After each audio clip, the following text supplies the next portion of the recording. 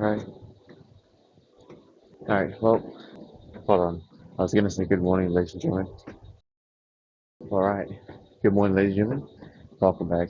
So, yeah, I was gonna say hi, but then out of the golden hour, someone was really close behind me. But he just went to stare at the TV. Now he went to the bathroom, and I'm not sure if he's gonna come back or not. But yeah, so we might have a contestant for the stairs, and I might have to abandon the place again. Today's really cold, kind of. Well, the morning is really cold, so my body requires a lot of oxygen today, especially when I'm drinking cold water. A lot of oxygen. Let's say the stairs will warm us up. The stairs will definitely warm us up. It's cold though. Oh well. Anyways, yesterday we did not go hunting and fishing. I know I said I was going to, but I didn't because today we're going, not yesterday. Yesterday, what do we do? Well, we did Wolfenstein, and then we did a bit of League, and that was it. We found an old account on League, but that stream was a bit boring. I'm not gonna lie, because I'm pretty sure I was like basically half asleep. Yeah, I was near the end. That was so boring. I was about to abandon protocol again. But it's got no sound barrier. And it's standing so close for no reason. No, actually, well, to watch the TV, but oh well. So, is there anything else to talk about? Well, League of Legends was, yeah, it was pretty boring yesterday. But we can do ranked after 5 more games. We spent like 20 plus minutes just waiting in queue for a Summoners Rift game, and it didn't even appear. So, yeah, I don't know. Since the account is so old, I think the game struggles to find out what my MR is. So, we'll see. But the queue time's ridiculous. Even as autofill, it was 12 minutes plus. But ARAM, we get into a game pretty fast.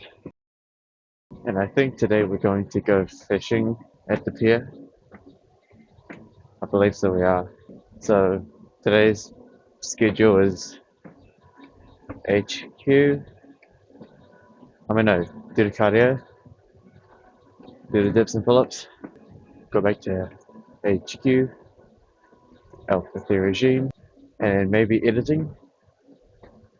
I see the time, and then we go to the pier, and then we fish until like 10 or 9. So a lot of hours. See if anything happens or not.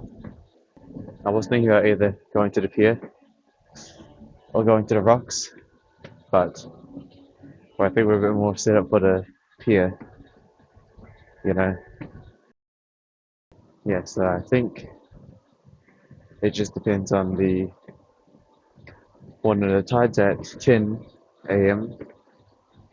and by the time we finish up with the regime and maybe editing, we should have a good amount of time to get there, and then we'll just start fishing.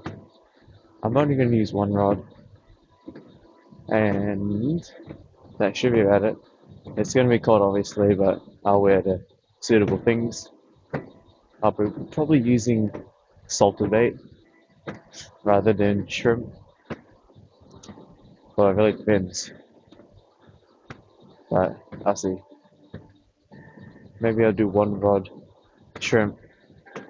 Oh no, one hook shrimp, one hook shark. Oh no, fish.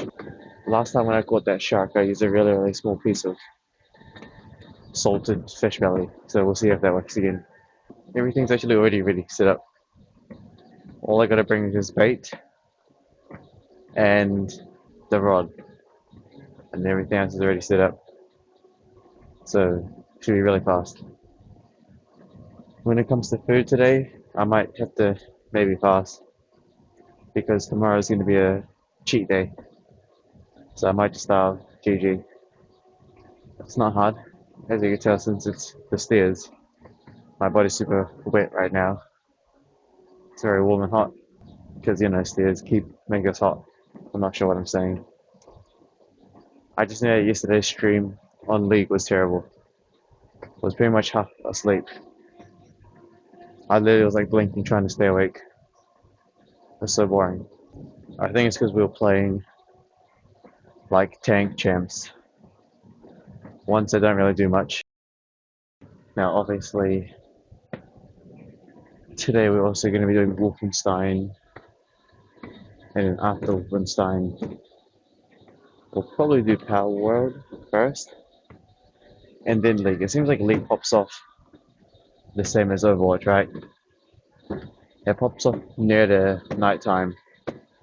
I guess that's just the region for us, right? But yeah, a lot of the active players are nighttime. Yeah. We're probably gonna have to do the dips back at HQ actually. Probably. I'll see about it. If so, then I have to do a story video today. Which I probably will. Okay. I think I will. Maybe. Honestly, got nothing else to talk about. And which we have nothing to talk about. Yeah, if we're gonna go fishing today, I need to adjust my water consumption. Because I do not want to get. I don't want to really use the bathroom because there's no bathroom at the pier. If you need a pee at the pier, all you have to do is grab like a bottle, an empty water bottle, and use it as the toilet. And you pee in a bottle, and then you pour the bottle back into the sea. And that's it. That's it. That's how you piss at the pier. No one really cares. Well, no, obviously people will care, right? If it's during the sunlight. But during the mornings, if you pee in a bottle, no one's watching, and no one really cares. So obviously you can't do it during normal time because there's going to be kids and stuff around, and sunlight, light, vision. In the dark, you're just a shadow in the corner, peeing in a bottle. No one cares. And the sunlight, everyone will see you. Wait, that's kind of cool. Oh, that's kind of cool, dude. On TV, there's a protest, right? There's a protest video on the TV about stopping ocean trawlers, and they labeled the big ship Ocean Killer. That looked kind of cool, not gonna lie. Imagine naming your sea trawler Ocean Killer. Yeah, that's so cool. That's such a badass name for a sea trawler, Ocean Killer. Bro, that's straight up just cool. Too bad you can't see it. My power word is literally called salmon slavery. Don't ask me. What the hell? On TV, there's like a DJ in like a van, and there's a whole bunch of people surrounded him in a tunnel. Is that like a music festival? I don't know. I wouldn't be crammed in such a small tunnel with 100. Sorry, I can't speak fast if I'm doing the stairs without holding my handles. Basically, on the TV, it was just showing a whole bunch of people surrounding a DJ in the middle of a tunnel. It's like, whatever. People have very. Let me speak properly. People, people have their own ecosystems. It's their choice. If you want to be in a party that is in a tunnel, side by side, like a little, surrounded, cramped, that's your choice. There's no right or wrong though. I could say that's dumb, but we need people like that. So, there's no right or wrong. If that's what you want to do, then do it. Yeah, we're gonna have to do a story video today. Probably finish off that prison story. Speaking of prison, though, like I said in the last story video, solitary confinement is significantly better than jail? Well, it depends. It depends, right? If you're talking about New Zealand jail, that seems pretty chill, right? Because there's security cameras in the room, so if anything happens, they'll stop you, right?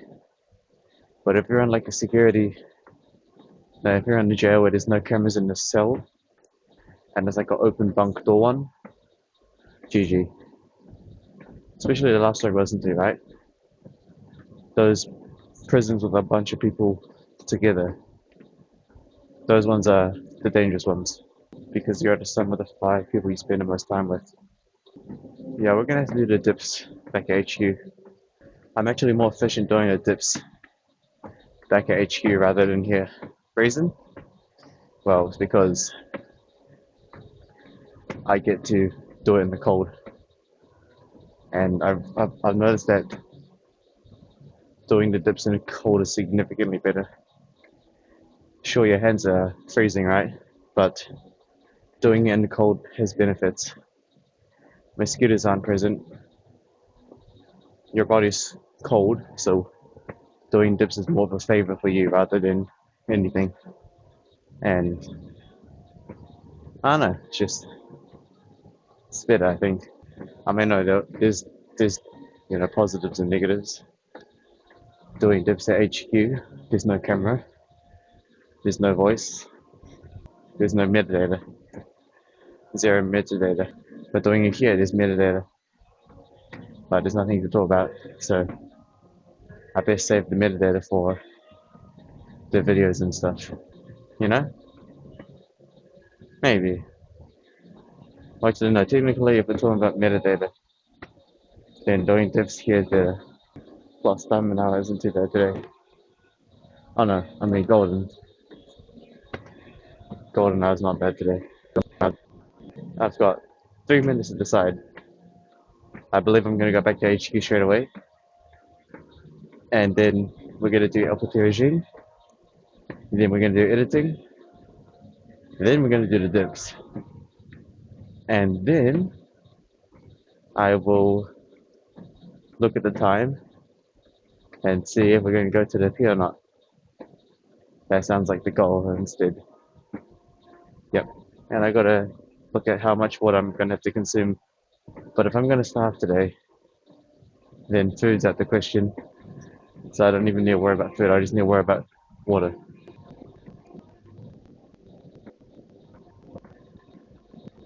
Oh yeah. China's got a lot of cool cars. I saw a lot of YouTube videos on it. Bro, I don't know. Never mind.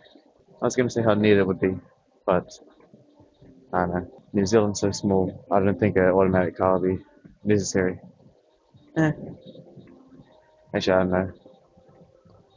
Like when we went to Twizel, it's nice to drive, but after like 1 to 2 hours, you really wish you would have the automatic car. Eh, it depends. Like going to Twizel, the hill roads are the best, right? But it's just a long, boring stretch of roads and motorways in which driving boring. Fall asleep. So boring. You would wish that your car was automatic. But then again, if you're traveling around New Zealand, you might as well just fly. Well, again, depends on what you're doing there. But especially with today's prices, you're probably better off just flying rather than driving. You save time and you save gas, but you have a lot less freedom, I think. It depends again. Literally just depends on what you're doing. Like if you're gonna go to a city, then sure. But for example, if you're gonna go to Twizel, you need a car. Well then what are you gonna do? You got no car. How are you gonna drive around the canals? Anyways, enough talking. Alright, you go, ladies and gentlemen. Done. Alright, we'll talk about things later. I'll see you guys next time. Yeah. Yeah, so we're gonna go to the pier today. Alright, appreciate it. See you guys next time. I'm gonna go wipe this and go. Lock in. Story 2 by Giga. We're gonna continue the 3 scary true jail horror stories, right? So, I mean, you know, what else is there except to get into it, right? Oh, by the way, we just came back from fishing. I got a few sharks, but they were kind of small. Mid. Nothing compared to the 7 gilla we got, but that's fine. We only spent like 4 hours there.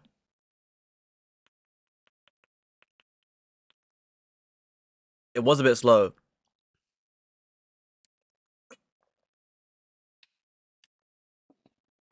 But, oh well. Is what it is, right? Alright, ladies and gentlemen, let's begin. Story 2.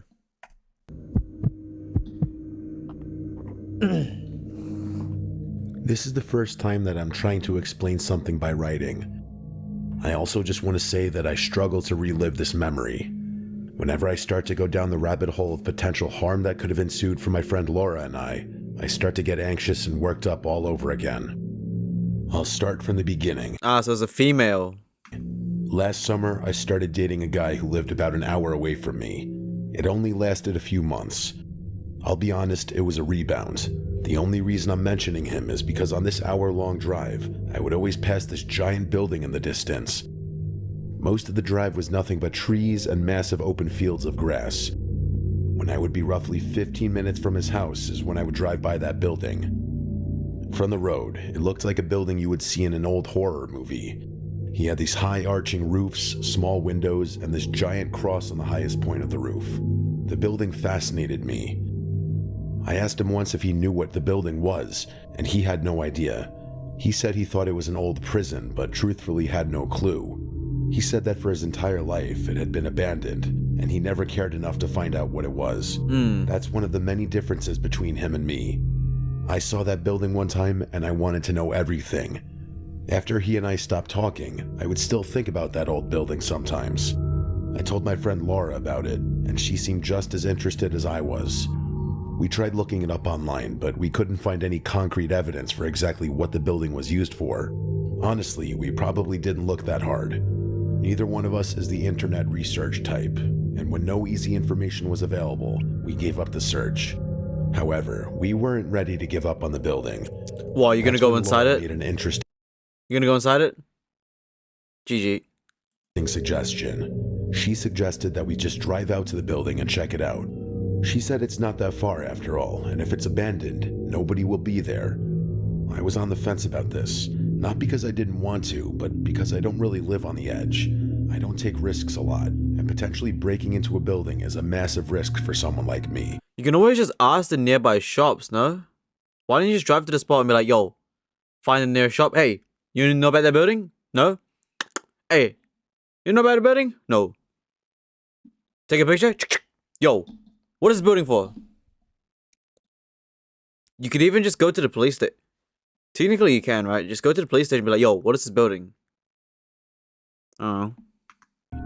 As I write this now, I feel like an idiot, but when this happened, going in the middle of the night seemed like a better idea. That's a worse idea. What? Why would you go into the abandoned building in the middle of the night? Woman. My logic was that if there was some type of security, they would for sure If there was some type of security, that would explain to you what the building's for. Hello? After dark. I know it's not the best logic, but that's where my brain went. A few nights later, we made the trip at 1 in the morning. We put fresh batteries in our flashlights and got ourselves pumped up for an adventure. Yo, these people must be like super stupid, right? Like what? Hey, what is this building? I don't know, I did research. Apparently I don't even know what the building is. Oh, okay. Well, let's not go in the middle of the day because the security guys might get us. So let's go at night. 1 a.m. with flashlights. What a great idea.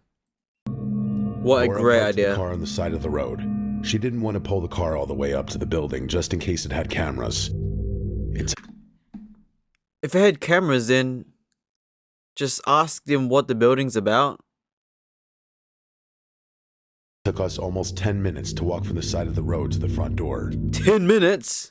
That's too far away. Yo, your car's too far away. What? This is just stupid on stupid on stupid, right? Why would you have 10-minute walk? Just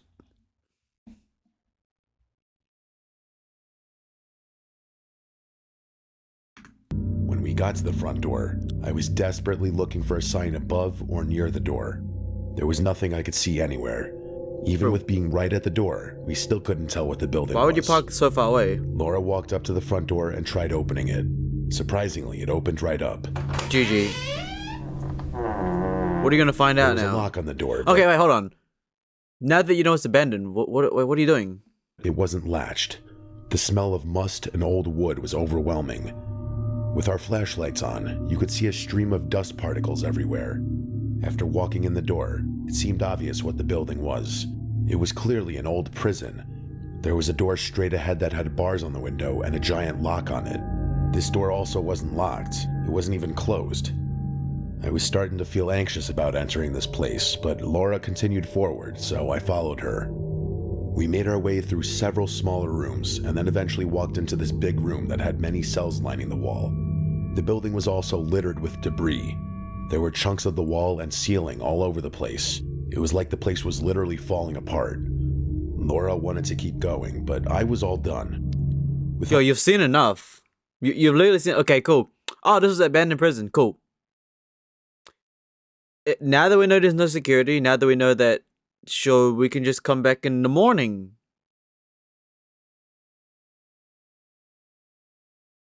Or at least come back and park the car closer.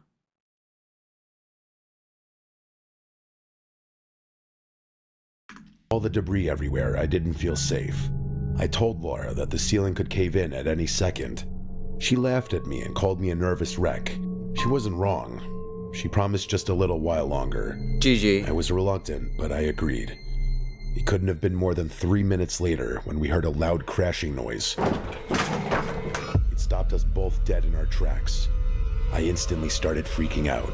I couldn't help but imagine the worst. Laura was trying to be rational. She said something must have collapsed, and we heard the echoing. I gave her a look that said it was time to leave.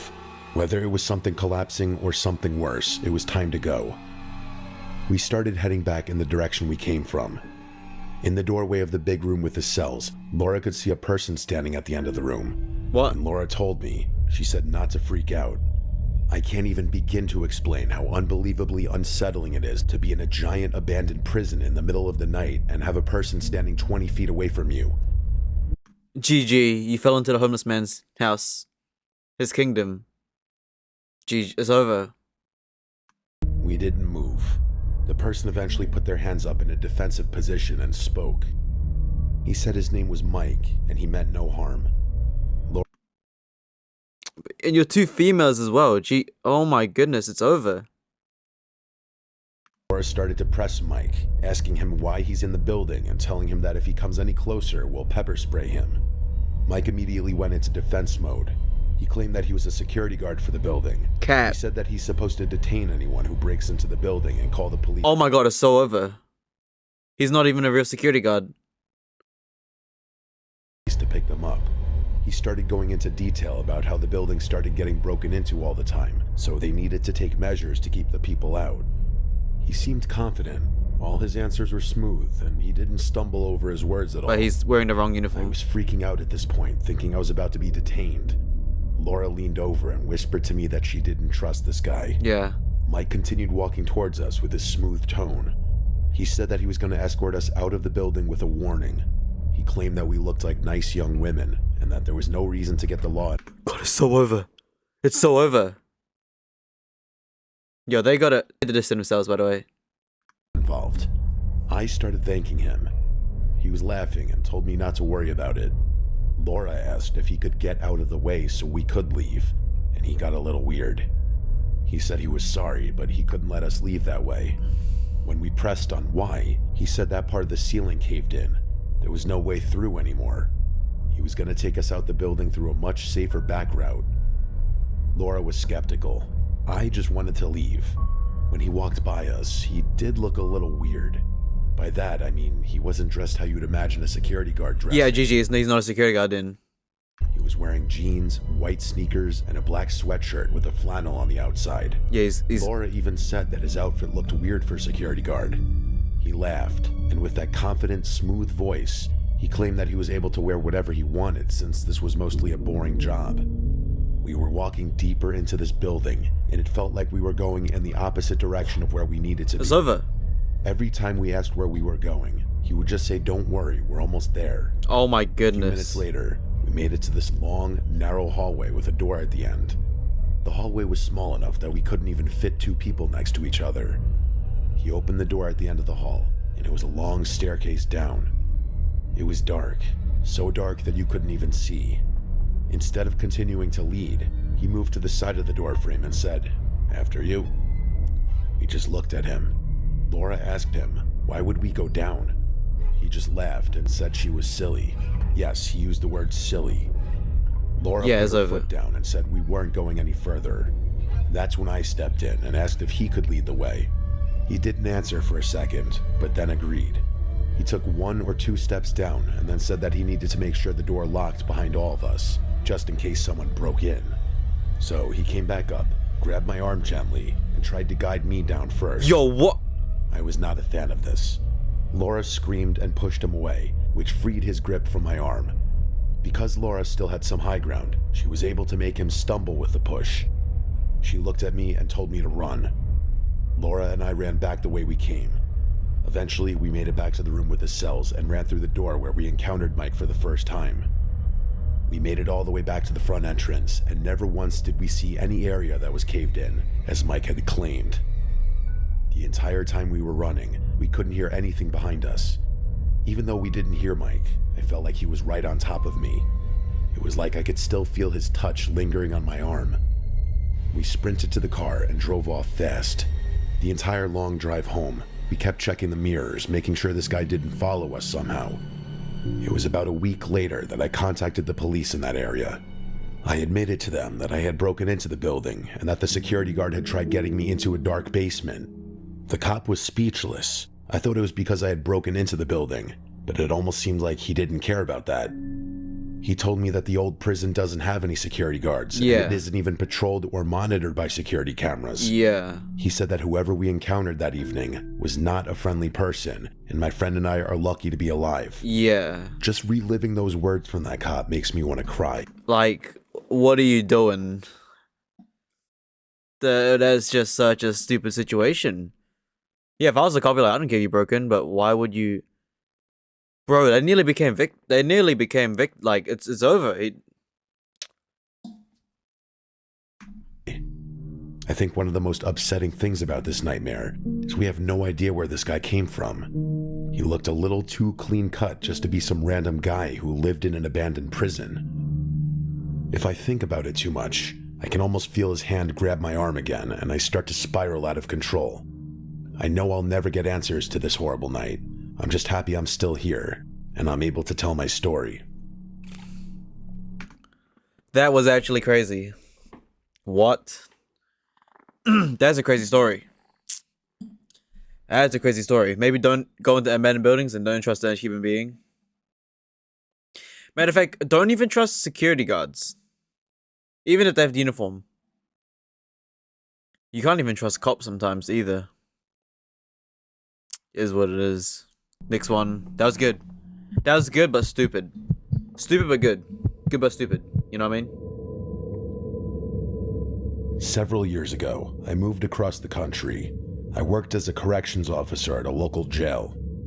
I was there about a week when I met Edgar. He seemed like a decent guy. Just because he was in jail doesn't necessarily mean he was a violent criminal. In Edgar's case, he was there for violating his parole, not being violent. Every time I would cross paths with Edgar, he was always respectful, called me sir, and never stepped out of line. One of those first weeks there, completely out of the blue, Edgar asked how Stan was doing. I just looked at him in disbelief. I have a brother named Stan, but I couldn't think of how Edgar would know something like that. This jail I worked at was nearly 1,000 miles from my hometown. The people I worked with didn't even know about my brother. I just remember ignoring him and going about my business. Wait, what do you mean you don't know what he was in for? Parole. What does parole even mean, anyways? What is parole? He broke parole. Early release of a prisoner who was subject to continue monitoring as compliance during situations. What? A parole is also known as provisional release. So you can't just say he's innocent because he's in jail for violating his parole. What got him before that? You know? There's a crime. Then there's the court thing. Then there's the parole. So you're saying that he broke parole, which means he's in jail because he broke his parole. But how did he get the parole in the first place? What was the crime before that? What a dumb... You literally work at a prison too, and I just figured that out with one internet search. Just one internet search. And you're a corrections officer. You should know that. You should know that they have a crime before the parole. What was his previous crimes? He should have a record. Oh, you're in jail because you broke parole. Okay, how'd you get parole in the first place? What was your previous crime? Oh, murder! Or something like that. Unlikely as it could be, I determined that it had to be an insane coincidence. He could have been talking about anyone or anything. A few days later, I crossed paths with Edgar again, and this time he asked if Diana still lived by the lake. Now he had my attention. My mother's name is Diana, and she lives on a lake. I pulled him aside and asked how he knew that name. He just shrugged and said he didn't know. In a lot of jails and prisons, they have these gossip chains where inmates will find out information about other inmates and even some of the law enforcement. But in this instance, there was no way this guy could have found out information this personal. It just didn't make any sense. I mean, who was your brother though? And who was your mother? You know? It might make sense. Who was your brother? What's your brother doing right now? You know, he could have been your brother's mate. You don't even know, right? Like, who was your brother to begin with, right? He could have been your brother's mate. You never know. He could have been your brother's high school friend. You don't even know. So many possibilities. It's not just a coincidence. Nobody in town knew who I was. I didn't have social media. I wasn't even the talkative type. This just felt weird and like a total invasion of my privacy. After he asked about my mother, I did some research. As unlikely as it could be, I thought maybe there was a chance this guy was from my hometown. After looking up Edgar's file, I was able to see that he was born and raised right here. By all accounts, he had never even been to my side of the country. Then one day, he asked about my nephew. He asked if he was still a fan of baseball. I was... Oh, Edgar part of the mafia or something. They got eyes on everyone.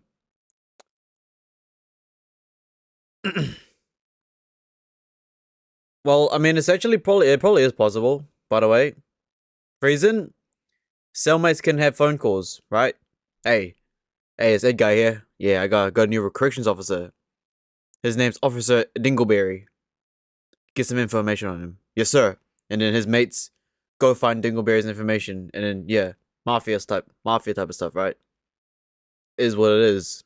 Beyond disturbed at this point. There was no way this guy could know this information about my family. Unless he's got a phone call with someone, then yeah. If he has a phone call, then he's obviously calling some of his boys, and his boys are finding out information of you.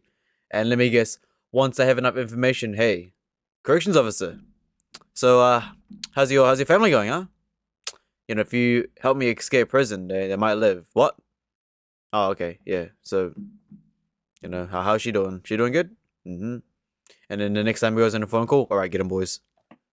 Hey, and then the next day, hey, it's Edgar here. You know your mother's in the basement? What? Yeah, so help me out here. That's what they're doing. There's mafia type of stuff, right? The only way Edgar's got information on that is because he's got a phone call with his boys. That's the only way. Oh, that's the only logical explanation, right? He's got phone calls and he's got boys that are free and can search and scout. Right? So surely they have phone calls, right? Yeah. I went to my supervisor after this and told her about Edgar and this weird cat and mouse game he was playing with me. She dismissed it. She said he was probably trying to get me to retaliate in some way so he could sue the jail. What? I didn't buy this, but I accepted it because I felt like I had to. I would continue seeing Edgar daily, and I would wait for him to mention another member of my family, but he never did. He continued to be respectful, always smiling, and never aggressive.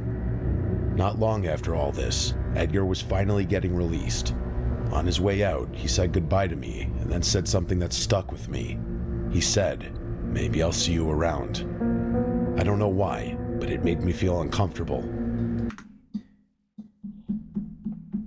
He's free now. Wait, if you looked at his files in, wouldn't you have known what he was in for before his parole? Right? Right? Maybe it was the weird smile he had as he said it. I don't know. It just felt ominous. But he's out of prison now. I don't get it. He got released though.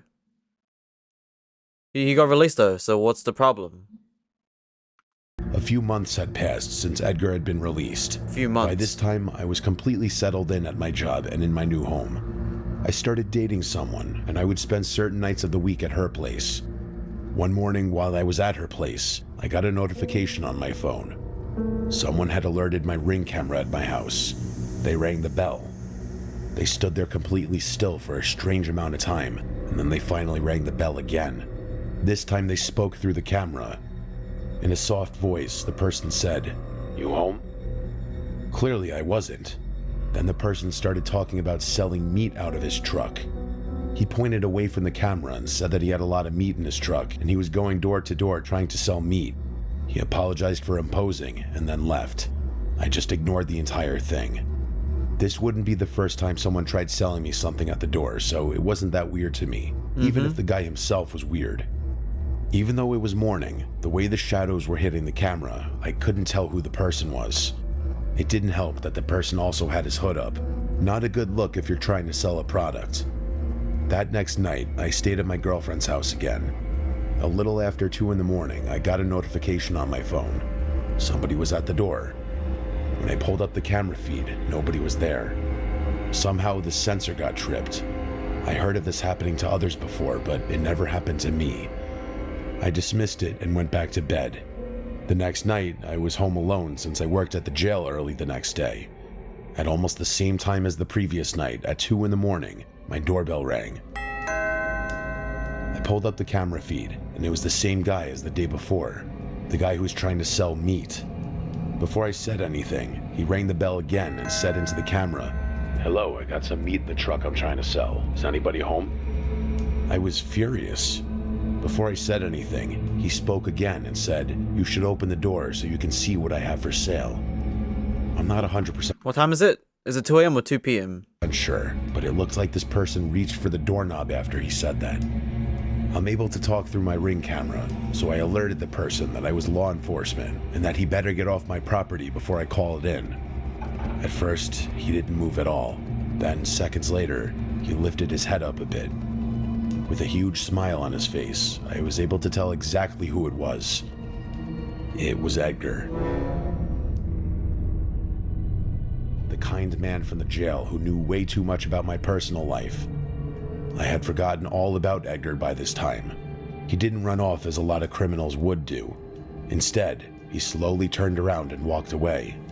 I noticed that he didn't get into a truck or any vehicle for that matter. He claimed that he had meat in a truck, but I watched this man just walk away and keep walking into the night. I was a little freaked out after that night, mainly because I didn't know what Edgar was capable of. He wasn't violent in the past, but these were clearly not the actions of a sane man. I called my brother Stan the next day. I asked him if he knew this specific Edgar, and my brother had no idea who he is. When I sent him a picture of Edgar, he confirmed that he certainly didn't know who he was. I did a little extra digging after that night and found some interesting information about Edgar. The man had no known family, no previous addresses, and when the parole officer checked his current address, he wasn't there. I wish I could tell you that's where my story ends, but I think Edgar decided to visit me one last time. It was about a month after the last... Dude, this is kind of interesting. What's going on? Hold on. I don't really have a logical explanation except for it is what it is, right?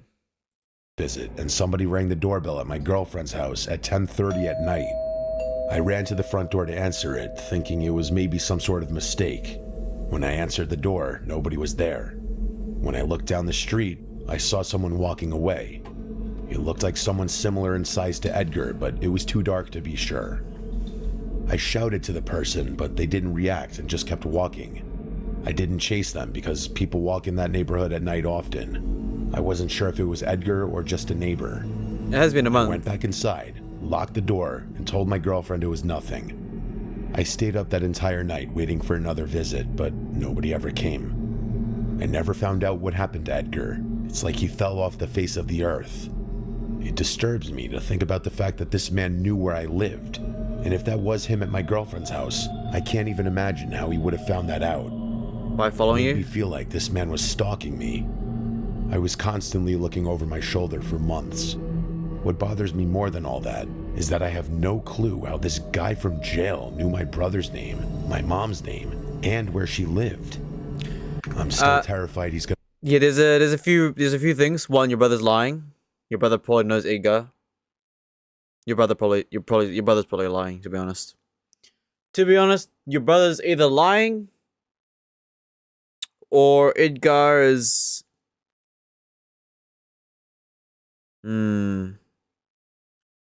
really depends, right? Really depends on how your family works. If your family honors lying or not. But all I know, your brother could be lying. Like, what is your brother's job? What is your brother's job? What does your brother do? What does he look like? What does he, who does he hang out with? You know what I mean?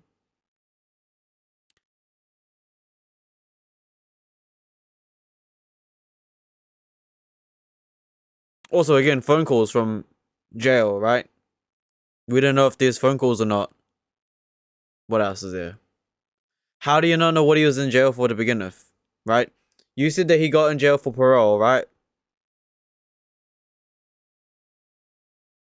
But how did he get, how did he get arrested in the first place? You know what I mean? So that's that as well. Gonna show up at my mom. And it's been many months. This time frame's in months, right? 3 months after he's released, he appeared. 1 month later, a random person appeared at the doorway, and you think it's him without any proof. Could have just been another guy. Mom's house one night, and I'm not there to protect her. I don't know why he chose me to mess with. I haven't slept well in years. I like to tell myself that he went to another town under a different name and got arrested there. The hope that he's in jail is one of the only things that helps me not dwell on this more than I. Okay, so that 1 month probably wasn't even him. You don't even know. Yeah, so it sounds like the story's pretty simple. Jail, he's friendly. He knows a bit too much information. Either your brother's lying or he's got phone calls, or he's got boys. That's the only explanation. Right? But it's not really proof if he visits your girlfriend's house. You didn't even know it's him or not. So you can't actually, for all we know, from logic and metadata, for metadata and logic, he visited your house 3 months after prison release, and that's it. Because you got a ring footage of his face, no? But with the girlfriend, you don't know. So let's read the comments. The girl on the second story is an idiot to believe that random sketchy man is in an abandoned building. Think with common sense. Yep. First guy got his booty taken. Yeah, for real. If they say their name is Bob, they're lying. Story 2. Your friend Laura's absolutely saved your life. I wouldn't really say that. Laura did not save her life. She actually endangered it by encouraging her to continue exploring the abandoned building. So technically it's like a double-edged sword, right? Like, yeah, sure, she saved you in the situation. But also it's her fault to go deeper into the jet. Like, why?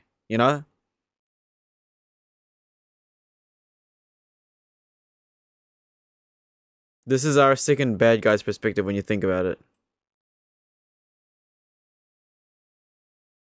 Going to jail for anything is already a horror story itself.